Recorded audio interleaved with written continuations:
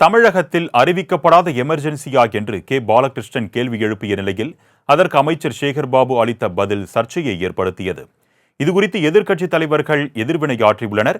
அதனை நாம் தற்பொழுது பார்க்கலாம். ஒரு ஆர்ப்பாட்டம் என்று சொன்னால், ஒரு ஊர்வலம் என்று சொன்னால், ஒரு போராட்டம் என்று சொன்னால் காவல்துறை வழக்கு போடுகிறது. நான் கேட்கிறேன், மாண்புமிகு மரியாதைக்குரிய முதலமைச்சர் மு.க. ஸ்டாலின் அவர்களை கேட்க விரும்புகிறேன். தமிழ்நாட்டில் என்ன அறிவிக்கப்படாத ஒரு அவசர நிலை பிரகடனப்படுத்தி விட்டீர்களா? நீங்கள் எப்படி காவல்துறை இப்படி கட்டுப்பாடு இல்லாமல் செயல்படுகிறது? தமிழ்நாட்டிலே ஊர்வலம் நடத்தக்கூடாதா? தமிழ்நாட்டிலே மக்கள் இயக்கங்கள் நடத்தக்கூடாதா? பாதிக்கப்படுகிற மனிதன் தன்னுடைய உரிமைக்கு போராடக்கூடாதா? ஆர்ப்பாட்டம் நடந்தால் அதை அனுமதி ரத்து செய்து கைது செய்து விட்டாலே முடக்கிவிட முடியுமா?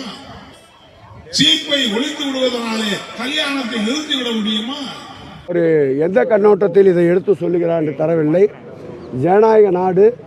இந்த ஆட்சியில்தான் கடந்த ஆண்டை கணக்கிட்டு பார்த்தால் 1000 கணக்கான போராட்டங்களுக்கு அனுமதி வழங்கப்பட்டிருக்கின்றது. அறிவிக்கப்படாத எமர்ஜென்சி என்பது கடந்த ஆட்சி காலம். இதுவரையில் அப்படி போராட்டத்தில் ஈடுபடுபவர்களை ஒருவர் மீது கூட அவர்களை ரிமாண்ட் செய்கின்ற சூழலை எடுத்துக்கொள்ளவே இல்லை. அவருடைய தேவை என்னவென்று தெரியவில்லை. கேட்டு அறிந்து கொண்டு அவைகளையும் நிவர்த்தி செய்வோம். உடனடியாக தமிழ்நாடு அரசு அல்லது காவல்துறையினர் முறையாக போராட்டங்களுக்கு நாங்கள் அனுமதி அளிக்கிறோம் அல்லது அளித்ததுக்கான எந்தெந்த இடங்களில் அளித்திருக்கிறோம் என்கிற அந்த பதிலை தந்திருக்கலாம். அதை தவிர்த்து மாண்புமிகு அமைச்சர் சேகர்பாபு அவர்கள் சொன்ன அந்த செய்தி அது 2 பொருள்படும்படியான ஒரு நையாண்டி நக்கலுடன் கூடிய ஒரு செய்தியாக இருப்பதாக பாலகிருஷ்ணன் அவருடைய அந்த அறிக்கையின் கீழ் கமெண்ட்ஸிலே பல்வேறு பொதுமக்கள் கருத்து தெரிவிக்கின்றார்கள். அது ஒரு கூட்டணி கட்சியில, அதுவும் ஒரு அகில இந்திய அரசியல் கட்சியில் அங்க வைக்கின்ற தமிழ்நாடு அரசியல் கட்சி தலைமையை அப்படி கூட்டியிருக்க கூடாது என்பது என்னுடைய பார்வை. அரசல் புரசலா மார்க்சிஸ்ட் கம்யூனிஸ்ட் கட்சியுடைய பொதுச் செயலாளர், தமிழ் மாநிலத்துடைய தலைவருமான முன்னாள் சட்டமன்ற உறுப்பினர் பாலகிருஷ்ணன் அவர்கள் இதை கண்டித்திருக்கிறார். இன்னைக்கு இந்த அரசாங்கம் இது என்ன சுதந்திரமா ஜனநாயக முறைப்படி நடக்குதா? திரும்ப ஒரு எமர்ஜென்சி டிக்ளேர் பண்ணிட்டாங்களா? எந்த ஒரு இதுக்கும் இந்த அரசாங்கத்தில் அனுமதி கிடைக்கல.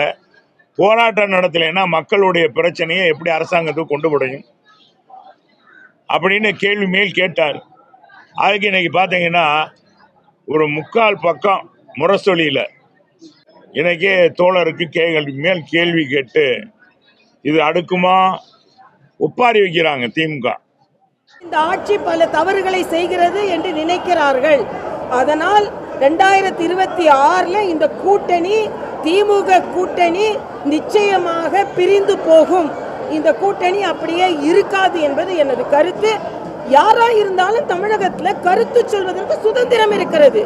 எதிர்கட்சியா இருந்தாலும் சரி, கூட்டணி கட்சியா இருந்தாலும் சரி, யாரும் திமுக மாடல் அரசுக்கு, திராவிட மாடல் அரசுக்கு கருத்தே சொல்லக்கூடாது. சொன்னா உடனே முரசொலி பெரிய முரசா ஒலிக்கும் என்று சொன்னால் அது தமிழகத்தில் கருத்து சுதந்திரம் நசுக்கப்படுகிறது என்பதும், அறிவிக்கப்படாத அவசர நிலை இருக்கிறது என்பதை உறுதி செய்கிறது என்பதை நான் தெரிவித்துள்ளேன். சிபிஎம் மாநில தலைவர் சொன்ன கருத்து தான் இங்கே உள்ள அனைத்து கட்சிகளினுடைய கருத்தும். முரசொலியில் நீங்கள் வந்திருக்கிறதா சொல்கிற கருத்து அது அவங்களுடைய அந்த இடியமின் ஸ்டைலு, ஹிட்லர் ஸ்டைலில் இன்றைக்கு முதலமைச்சர் ஆட்சியை நடத்தி கொண்டிருக்கிறார் என்பதற்கு அது உதாரணமாக இருக்கு.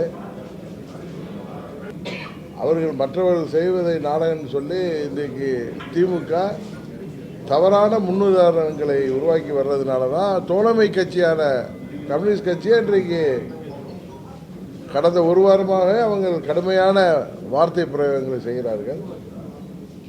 எமர்ஜென்சி, ஒரு அறிவிக்கப்படாத எமர்ஜென்சி தமிழ்நாட்டில் இருக்குங்கிறது தான் உண்மை.